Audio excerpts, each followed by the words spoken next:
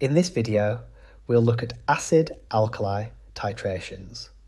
This is paper 2 content for IGCSE Chemistry. By the end, you'll be able to do 3 things.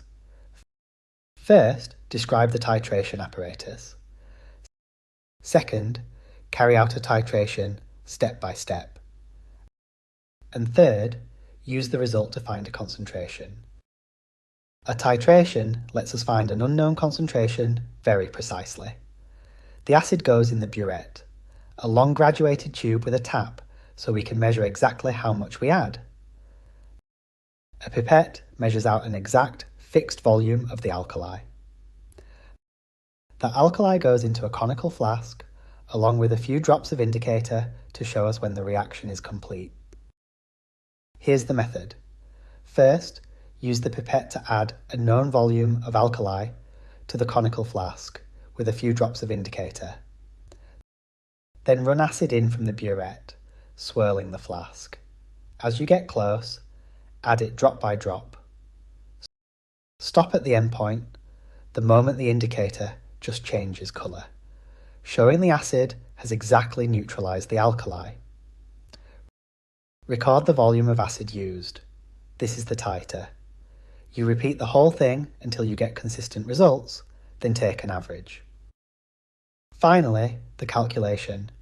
You know the concentration and volume of the acid, so you can work out the moles of acid used. The balanced equation tells you the ratio in which the acid and alkali react, so you can find the moles of alkali. Then concentration is just moles divided by volume in cubic decimeters. And that gives you the concentration you were trying to find. A titration turns careful measurement into a precise answer. Let's check what you've learned. Question 1. What piece of apparatus measures a fixed volume of alkali? Question 2.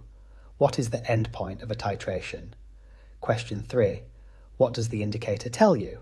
Pause the video and have a go. 3, 2, 1. Here are the answers. 1. A pipette. 2.